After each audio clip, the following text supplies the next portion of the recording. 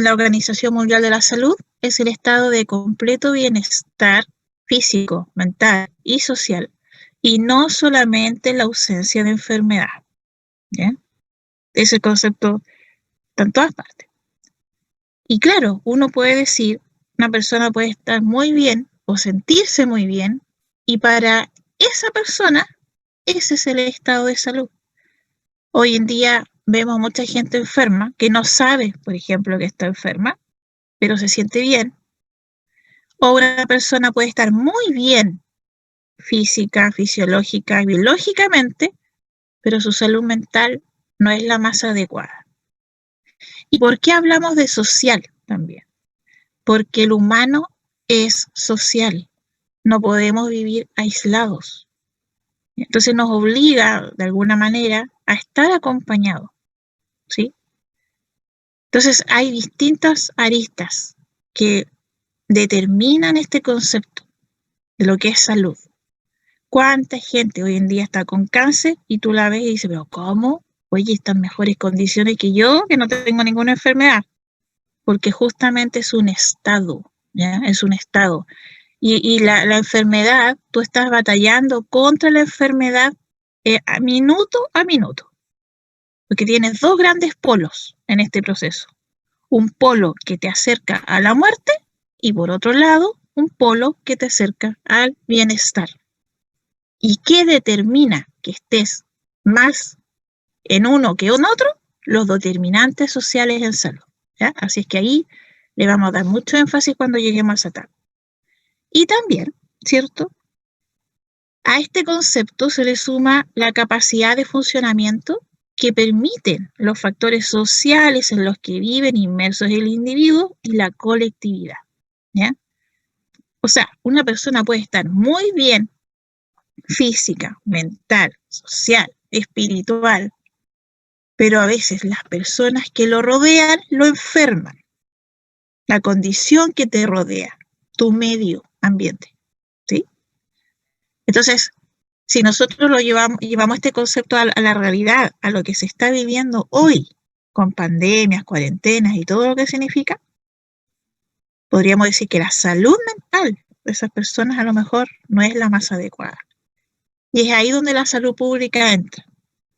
¿Se está haciendo algo para que estas personas se sientan mejor? ¿Mm? ¿Le ha dado prioridad el gobierno a esto?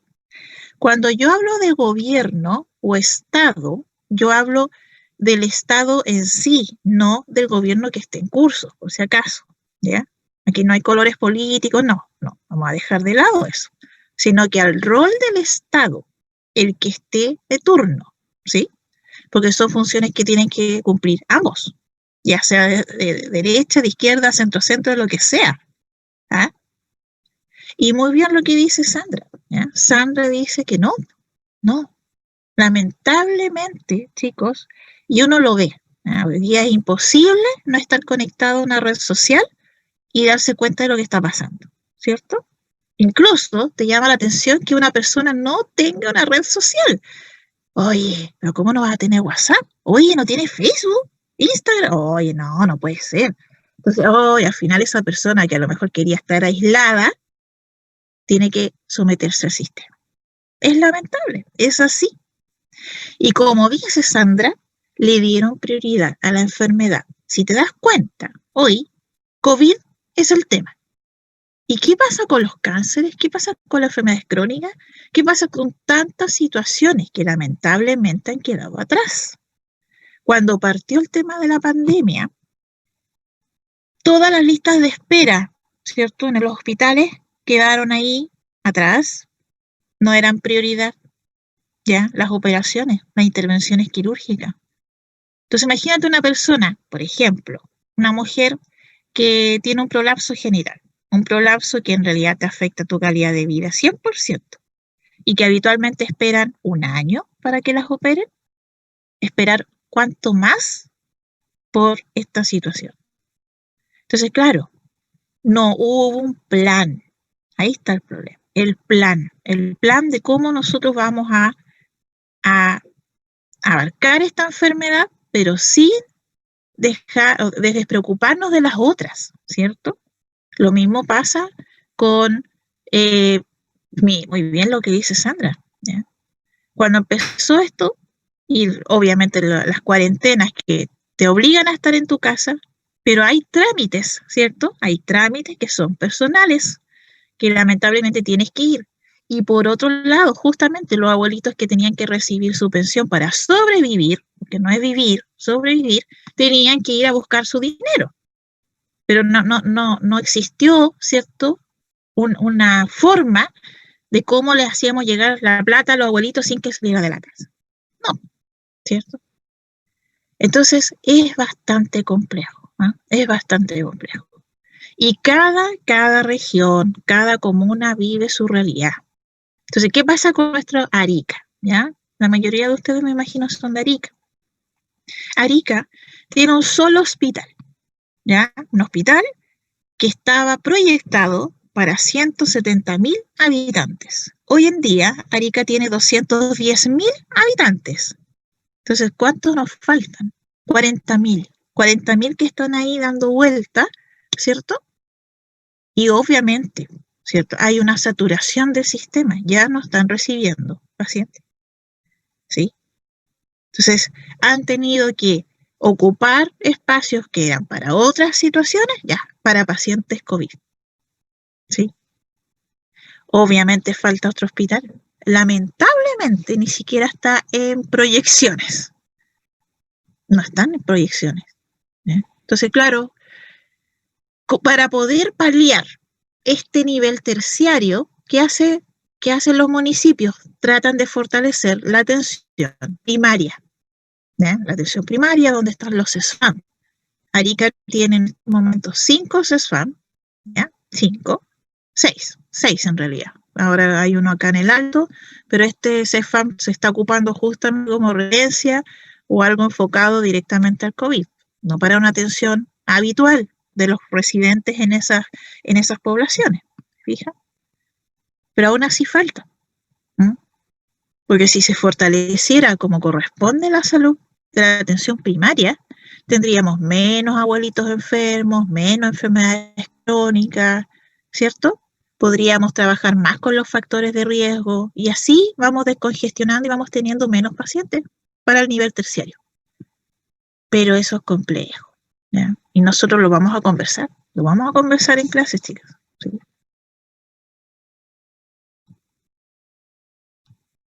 Entonces, obviamente la enfermedad es la alteración estructural o funcional que afecta en forma negativa al estado de bienestar. Entonces, cuando hablamos de estructural o funcional, entra la parte psicológica, tal, porque tú puedes estar muy bien físicamente, biológicamente, pero lo anímico, lo psicológico, lo social también es parte de la enfermedad, ¿sí? A veces vemos una persona y nosotros empezamos a juzgarla. ¿Mm? Por ejemplo, si vemos una persona obesa, uno lo primero que se le pasa en la cabeza dice, oye, esta persona debe ser buena para comer, ¿eh? Pero, ¿por qué será realmente que esté obeso? ¿No será un tema de salud mental justamente detrás? A lo mejor esa persona no come tanto, ¿ya? O come, ¿pero por qué? Por ansiedad, por depresión, porque está al cuidado de una persona y él o ella no se ha podido desarrollar, no ha podido hacer lo que él quiere, se ha tenido que limitar, se ha tenido que dejar de lado por el cuidado de otra persona, por ejemplo, ¿sí? O ha recibido alguna crítica y eso lo afectó tanto que obviamente se manifestó en esta ansiedad y esta ansiedad lo hace comer y esto lleva a la obesidad. O sea, siempre hay algo detrás, siempre hay factores que determinan tu estado de salud, pero lamentablemente los humanos juzgamos demasiado, ¿cierto? Pero no nos ponemos en el lugar del otro. Entonces eso es lo que nos falta, empatía. Yo creo que este tema de la pandemia también a muchos los ha llevado a valorar, ¿ya? A valorar lo que son y lo que tienen. Y entramos de lleno a lo que es la salud pública. que muchas veces el concepto se piensa que la salud pública es la atención de la paciente en el consultorio, y no es así. La salud pública es un todo, es todo, ¿ok? Es una rama de la medicina cuyo interés fundamental es la preocupación de los fenómenos de salud desde una perspectiva colectiva, ¿ya? Colectiva. Vale decir, de aquellas situaciones que por distintas circunstancias pueden adoptar patrones masivos en su desarrollo. Entonces la salud pública justamente se va a ocupar de lo masivo. Obviamente, las enfermedades crónicas no transmisibles hoy en día son las enfermedades más comunes en nuestro país, ¿sí? Y que incluso son las causas de gran mortalidad. Entonces, obviamente, el enfoque va a ser en esa área. Pues si, por ejemplo, llega una paciente o alguien que vino, no sé, pues, de África y trae una enfermedad que, no sé, pues hay un caso 1 en 1.000.000, no va a ser prioridad, porque no es colectivo. ¿Mm? Y la salud pública es transversal, porque tiene que ver con la gestión, tiene que ver con la epidemiología, tiene que ver con promoción y prevención, tiene que ver con los enfoques que se le da a la salud. Y dentro de la salud pública está la salud ocupacional, la salud mental, la salud de los distintos áreas del ciclo de vida. Es todo la salud pública, ¿ya? Y el gobierno, el Estado, tiene un rol preponderante en este aspecto, ¿ya? Entonces, es importante que nosotros cuando nos enfrentamos a una situación de enfermedad o a una situación de salud, existe el iceberg de la enfermedad. ¿Y por qué? Porque típico el concepto, la punta del iceberg, solo se sabe la punta del iceberg, claro, porque la punta del iceberg representa a las personas que están con la enfermedad, que son sintomáticas, y que obviamente fueron al médico, porque tenían este síntoma. Lamentablemente las personas van cuando están enfermas, ¿cierto? Es muy raro la que se hace un screening todos los años para ir como evaluando. No. Tú tienes enfermedad y vas al médico. Entonces, esto es lo que se sabe. Pero hay un gran porcentaje de personas que están ahí subclínicos, latentes, que tienen, o sea, que tienen la enfermedad, tienen síntomas, pero no van porque creen que es otra cosa, porque se le va a pasar. Ese es un gran porcentaje. Después tenemos otro porcentaje que no tiene síntomas para nada, pero es latente, porque a lo mejor tiene factores de riesgo, tiene factores hereditarios que en algún momento lo van a llevar a desarrollar la enfermedad. Y luego está el potencial, que somos todos somos potenciales a presentar X enfermedad, ya sea por los factores de riesgo, por determinantes sociales o también por factores protectores. No solamente hay factores de riesgo, también factores protectores. Y aquí tenemos el ejemplo, miren, del iceberg de la diabetes. En el caso de México. México tiene 127 millones de habitantes. Entonces, ya personas con diabetes son 10 millones. Fácil, 10 millones. Pero hay un 30%, ¿cierto?, que es subclínico, que desconoce su enfermedad. O sea, tiene todas las sintomatologías, pero no ha ido al médico para ser confirmada. Y hay un grupo que corresponde entre 12 a 14 millones de personas con intolerancia a la glucosa. O sea, ya sabemos que están a un paso de desarrollar la diabetes, ¿sí? Y finalmente, hay más de 35 millones de personas que no están con diabetes, pero que están expuestos a factores de riesgo. Factores de riesgo ya pueden ser ambientales, de alimentación, hereditarios, etc. ¿Ya? Y esto es lo que pasa con todas las enfermedades. Y la salud pública, sí, la idea es tratar de buscar, tratar de pesquisar, tratar de apaciguar, de que ojalá tengamos cada vez menos personas ahí en la punta del iceberg, ¿sí? Porque obviamente nosotros lo que queríamos hacer es promover y promocionar salud. Lamentablemente en nuestro país se hace todo lo contrario, a pesar de todas las campañas, pero que no son muy impactantes, porque si fuera impactante obviamente no tendríamos tantas tasas, ¿cierto?, ciertas enfermedades, Pero como no hay un impacto, no crea conciencia. Además que en nuestro país la percepción de riesgo es muy baja, ¿sí? Y el concepto de a mí no, al otro sí, es muy claro, ¿cierto? A mí no, no me va a pasar, no. Al otro sí, ¿ok? Entonces, eso es lo que pasa. ¿Y de qué nos estamos preocupando al final? De tratar. Tratamiento, medicamentos, y ahí es donde se va un montón de plata, ¿cierto? Un montón de plata que podría ser invertido en otras cosas. ¿Mm? Entonces, es complejo. ¿Eh? Exactamente, ¿cierto? Justamente lo que está pasando con el COVID. O sea, es que uno ve cómo las personas tienen una vida normal, ¿cierto? Todavía hay personas que uno ve en la calle sin mascarilla. O sea, algo tan básico, ¿cierto? Tan simple como quedarte en tu casa, como tan simple como no recibir a otras personas. O sea, tú dices, ¿cómo no te puedes aguantar? ¿Cómo? Es que realmente no es comprensible la situación. ¿Mm? Entonces, a mí no, al otro sí. Y miren, esta es otra situación, la enfermedad renal crónica. ¿Te han escuchado hablar o quizás tienen a un familiar, un conocido que se dializa, ¿cierto? O tiene algún problema de enfermedad renal, ¿ya? Entonces, aquí la enfermedad pasa por 5 estadios, siendo obviamente el quinto el más grave, porque son las personas que se tienen que dializar sí o sí para poder vivir. Pero esta enfermedad es silenciosa, ¿ya? Es silenciosa. Y lo podemos ver, un ejemplo claro con la enfermedad renal crónica en Arica. Ustedes saben que siempre ha habido controversias con el tema del agua. El agua de Arica no está contaminada, que eso quede claro, ¿sí? ¿Cuál es el problema? Es que tiene demasiados minerales.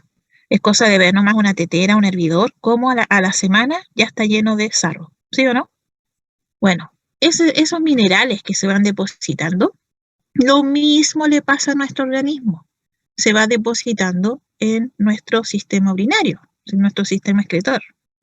Entonces, lamentablemente, en algunas personas, tu organismo empieza a fallar y se empieza a manifestar esta enfermedad renal hasta llegar a una insuficiencia renal que ya, lamentablemente, esta persona se tiene que dializar. ¿Se dan cuenta que en Arica cada vez aumentaron más las clínicas de diálisis? ¿Mm? Y lamentablemente ese sistema igual está saturado, ¿ya? O sea, los pacientes lamentablemente están esperando siempre una cama en el hospital. Pero las camas están ahí copadas. ¿Mm? Entonces, pero el agua es vida, el agua es vital. Tú tienes que tomar agua. Ahora, falta, ¿cierto? Ahí justamente, que entre la salud pública y vea cómo mejoramos el estado del agua o las condiciones del agua en Arica. Y así vamos a poder disminuir personas con enfermedades renal crónicas. Pero es complejo, es complejo. Y de la noche a la mañana empezaron las famosas, ¿cierto?, empresas de agua desmineralizada. Yo creo que hay como 20 en Arica, como 20 marcas, ¿cierto? Pero eso tampoco es bueno. ¿Mm? ¿Por qué? Porque el agua, tú necesitas minerales para tus funciones básicas orgánicas. Los minerales son esenciales. Entonces no puedes tomar siempre agua desmineralizada. Eso es una cosa. Y lo otro es que estos bidones que quedan ahí, ¿cierto?, con este dispensador, a veces por mucho tiempo, lamentablemente igual se ha descubierto que por detención, ¿ya? Por detención, porque es un agua que está retenida, también se van creando otro tipo de bacterias, ¿ya? Bacterias que obviamente podrían incidir en alguna enfermedad. Entonces, es complejo, ¿ah? ¿Cómo abarcamos las situaciones si tenemos problemas en todas las aristas? Cosa que nos da a pensar. Bueno, si nosotros vamos al concepto de salud pública y de qué se preocupa, ¿cierto? Aquí tenemos distintas imágenes, ¿ya? Por un lado, vemos que tiene que ser colectivo, ¿ya? O sea, siempre se va a preocupar de problemas de salud en forma colectiva, en forma comunitaria. Y es por eso también que las políticas públicas, ¿cierto? Siempre van a ir enfocados a grupos masivos, por un lado. Por otro lado, que creen alta mortalidad, que afecte la calidad de vida de las personas, ¿sí? Y que obviamente el gobierno pueda sobrellevar la enfermedad. Porque si el tratamiento es muy caro y la sobrevivencia es muy baja, obviamente no va a ser prioridad. ¿Ya? También ahí vemos una imagen donde hay una ambulancia, ¿cierto? Y como unos rescatistas. Bueno, eso también es parte de la salud pública, que tiene que ver con lo que son los planes de contingencia, los planes de emergencia, en casos de catástrofes o emergencias, ¿ya? Que no es lo mismo, ¿eh? Catástrofe y emergencia. Una catástrofe es cuando los medios locales se ven superados. Por ejemplo, un gran tsunami, obviamente el municipio no va a dar abasto, ¿cierto? Entonces vamos a necesitar ayuda de otras partes, que son externas. Eso es una catástrofe. En cambio, la emergencia es subsanado por los recursos que tenemos localmente. ¿Ok? Un incendio, por ejemplo. Esas son las grandes diferencias. Lo otro es que aquí vemos, ¿cierto? Aquí que se están haciendo como controles. Bueno, eso tiene que ver mucho con lo que es la salud comunitaria, con los operativos, ¿sí? Antiguamente, el paciente, usuario, cliente, porque podemos llamarlo de distintas maneras, tenía que ir a los servicios para ser atendido. Hoy en día, la salud sale a la calle. Entonces, hay muchos operativos. Eso fue antes de la pandemia, obviamente. Uno iba por 21 de mayo y siempre había un lugar donde estaban técnicos paramédicos tomando la presión arterial, tomando exámenes para la diabetes, el colesterol, ¿cierto? Por otro lado, en un pasaje estaba la gente del hospital de banco de sangre, también si era periodo de inmunización, ahí estaban vacunando, o sea, siempre habían cosas, ¿sí? Las distintas universidades, las distintas carreras promocionando, o sea, todo en el enfoque de salud. Eso ya cambió, ¿ya? Esperamos que ojalá en el mediano plazo podamos volver a hacer estas cosas. Todos esperamos volver a la normalidad, entre comillas. También vemos, ¿cierto? Hay unos abuelitos haciendo ejercicio, porque hay que considerar algo. En nuestro país, el envejecimiento cada vez es mayor. ¿Ya? O sea, estamos superando el 10% de adultos mayores y se proyecta que de aquí a 15 años ya estemos sobre el 13%. O sea, vamos a ser una población envejecida y el envejecimiento es progresivo, no lo puedo eliminar, ¿ya? Y todos vamos a llegar a eso. Entonces, ¿qué es lo importante? Que ojalá lleguemos con una mejor calidad de vida, que eso es lo que lamentablemente hoy no se está cumpliendo mucho, ¿sí o no? Porque es un tema de todos los días, es un tema que está ahí en el tintero, que no se le ha dado solución, que tiene que ver con las pensiones, ¿ya? Que tiene que ver con las jubilaciones. Entonces, ahí te das cuenta que la salud pública no solo es salud, sino que tiene que ver con los determinantes. Y estos determinantes tienen que ver con la educación, con el trabajo, con la vivienda, con la seguridad social, o sea, con todo, ¿ya? Todo. Todo está relacionado, todo está involucrado. Y transversal a todo, lamentablemente, es el poder adquisitivo, es el dinero. Porque sin dinero no se pueden hacer las cosas, lamentablemente. ¿Mm? Y también, ¿cierto? Vemos acá un mosquito, bueno, porque eso tiene que ver con las epidemias, tiene que ver con las plagas, que principalmente se preocupa la epidemiología, ¿ya? Entonces, por eso es transversal. Y si nosotros vamos a la epidemiología justamente se preocupa, pero principalmente de las enfermedades.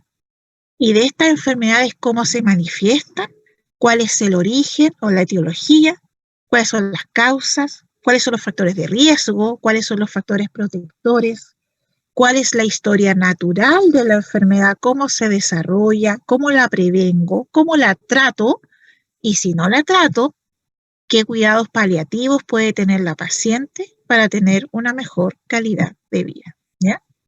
Así es que van de la mano. Y obviamente el mundo ha pasado por una transición demográfica, ¿cierto? Esto yo creo que algo ustedes manejan y tienen que ver con las tasas de natalidad y la tasa de mortalidad. O sea, antiguamente habían países en fase 1, que quería decir que había una alta tasa de natalidad, o sea, nacían muchos, pero morían muchos también. Entonces, de alguna manera se equilibraba, pero esto fue hace mucho tiempo. Luego pasamos a países de fase 2. Ahí principalmente son países tercermundistas, ya de África. Haití es uno de ellos porque ellos tienen una alta tasa de natalidad, ¿cierto? Que en realidad no está controlada, pero la tasa de mortalidad igual es alta, pero ha ido disminuyendo en el tiempo, obviamente, pero aún así es alta. En la fase 3, ¿ya? Tenemos una tasa de mortalidad que continúa reduciéndose, pero la tasa de natalidad también disminuye, aún así es superior, ¿ya? La tasa de natalidad es superior a la de mortalidad. La fase 4, aquí ambas tasas se reducen hasta llegar a valores muy parecidos, muy parecidos. En realidad no hay un crecimiento significativo en el país. Y la fase 5 es cuando la tasa de mortalidad obviamente supera a la tasa de natalidad. O sea, uno dice, aquí realmente hay un crecimiento negativo, aquí se están perdiendo personas. O sea, puede llegar en algún momento, en alguna localidad, en que ya no haya gente, no viva más gente ahí, ¿sí? Entonces, viendo este paradigma, ¿en qué fase creen ustedes que está Chile?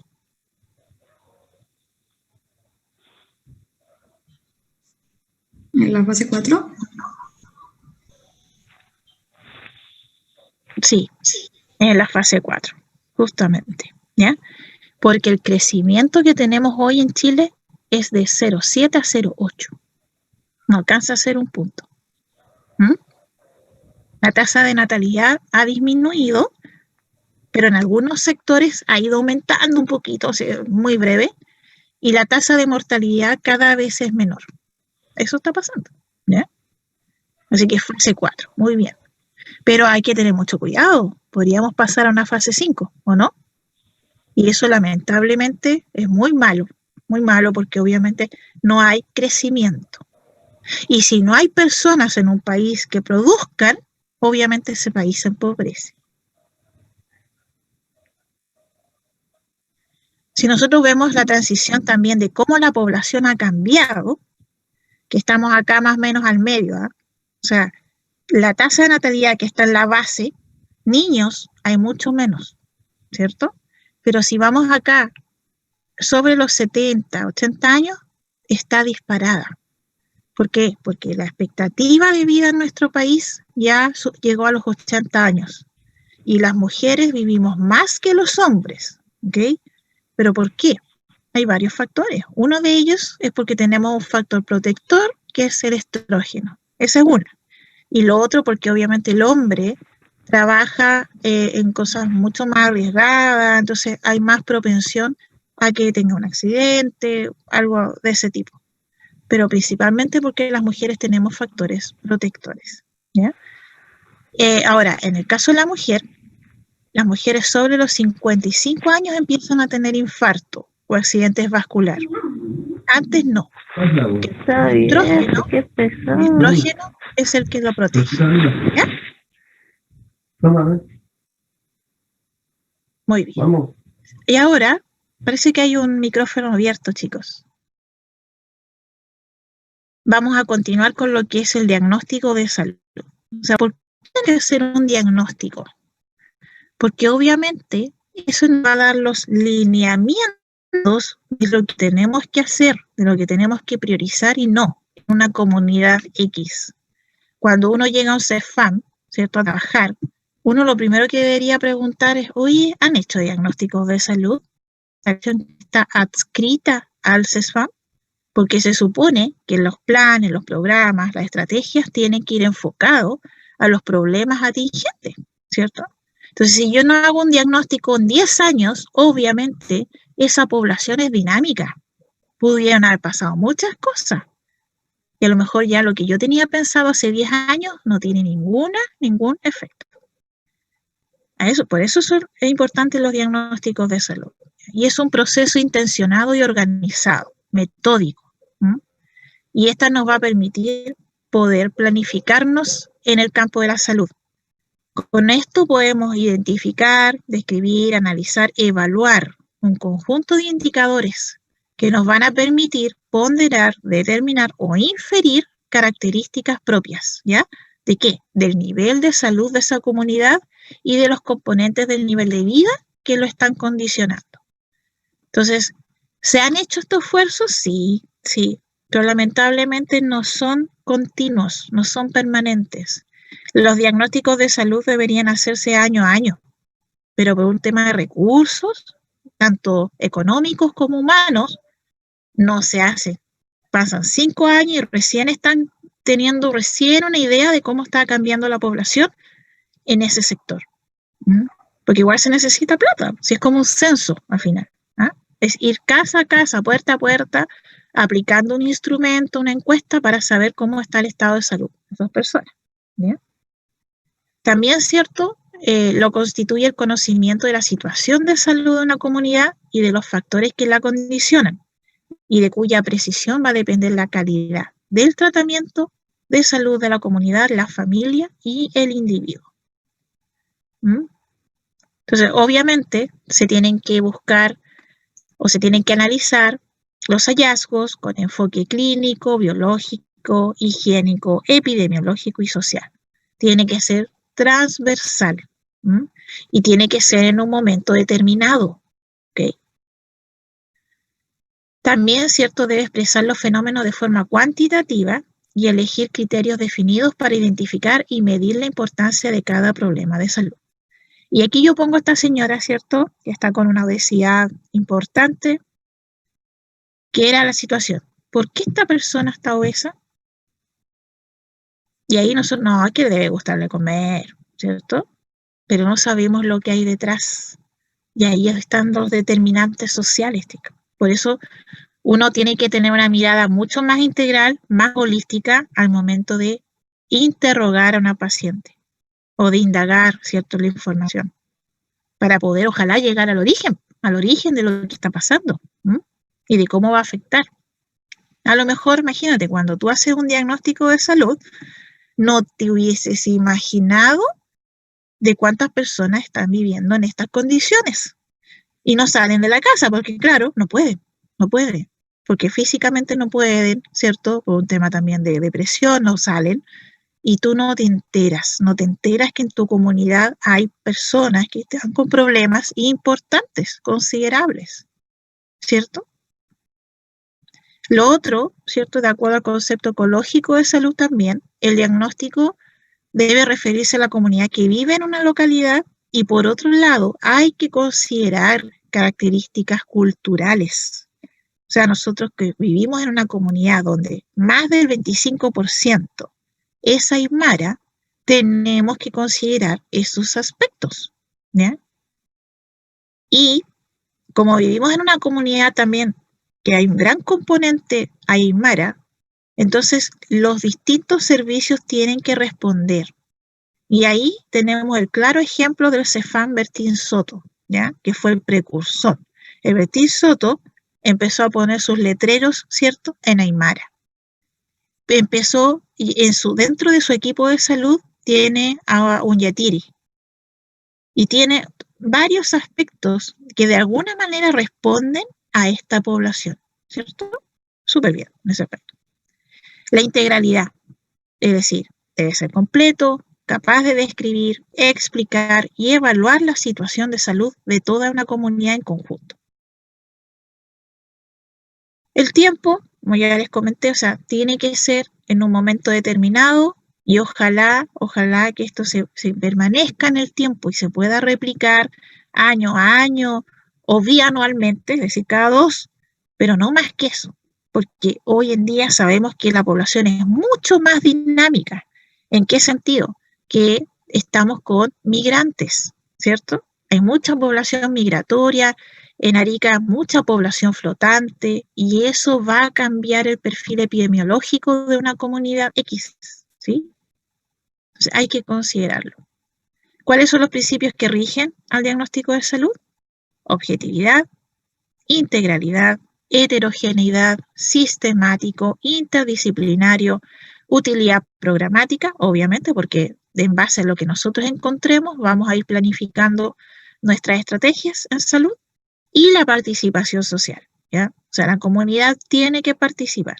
Y cuando hablamos de interdisciplinario es porque tiene que trabajar el nutri, la matrona, la enfermera, el médico, todos, el psicólogo, asistente social, todo, ¿ya? Todos los enfoques. Y tiene 4 etapas: la descripción, explicación, pronóstico y evaluación. La descripción es principalmente buscar cuál es la estructura, los indicadores de mortalidad y morbilidad, algunos factores que condicionan el estado de salud, factores socioeconómicos, naturales, biológicos, es decir, describir lo que hay, ¿ya? Sin inferir todavía lo que podría estar pasando. De ahí viene la explicación. Entonces ahí es donde empezamos a comparar la situación con un modelo referente o quizás con un diagnóstico que se haya hecho anteriormente, ¿cierto? Entonces es importante hacer esa comparación para ver en qué hemos cambiado o qué ha pasado. También, ¿cierto?, explica las relaciones entre el nivel de salud y los determinantes. Disculpen. Ahora, cuando hablamos de determinantes, hablamos de determinantes sociales en salud. Se debe establecer el origen y las consecuencias de la situación, determinantes globales o estructurales como la pobreza o la inequidad, que también en algún momento vamos a conversar de ello, la vivienda, la educación, sedentarismo. O sea, la idea es tratar de dar una explicación por qué está la situación así. Y el pronóstico es súper importante. ¿Qué va a pasar si la situación no cambia? ¿O qué va a pasar si nosotros invertimos un poquito más y mejoramos alguna condición? Ese es el pronóstico. Y finalmente, ¿cierto?, está la evaluación y se da una conclusión. Entonces, dentro de los requerimientos metodológicos, ahí uno precisa el lugar que se está evaluando, el momento, cuáles eran los objetivos del diagnóstico, quiénes participaron, ¿ya? La medición de la salud que fue adecuada, es decir, a través de qué instrumentos, a través de qué fuentes, y se sistematiza esa información para finalmente entregar un informe, ¿cierto? Entonces se va a disponer de evidencia sobre relaciones entre determinantes y el nivel de salud. También dispone de referentes o patrones en comparación con otros, y también nos va a permitir disponer de series históricas de datos, ¿sí? Porque la información es lo más importante. Si no hay información, ¿con qué vamos a trabajar? Entonces, eso es un diagnóstico. Incluso uno puede hacer diagnósticos tan pequeños con la población o el grupo con el que tú solamente trabajas. Por ejemplo, si usted es enfermero o enfermera en OCEFAM y tiene que controlar a los adultos mayores, a los abuelitos, ¿ya? En ese grupo, ¿ya?, de adulto mayor, y buscamos cuáles son los determinantes, cuál es la calidad de vida, cuál es la proyección, cuál es el pronóstico que tiene este grupo. Entonces, pero cuando ya están inmersos ustedes en el sistema laboral, lamentablemente el sistema laboral los absorbe, ¿ya? Y no les da el tiempo para hacer estas cosas que son tan importantes, ¿ya? Así que es como para tener eso. Eso es una mirada bastante general de lo que es un diagnóstico de salud.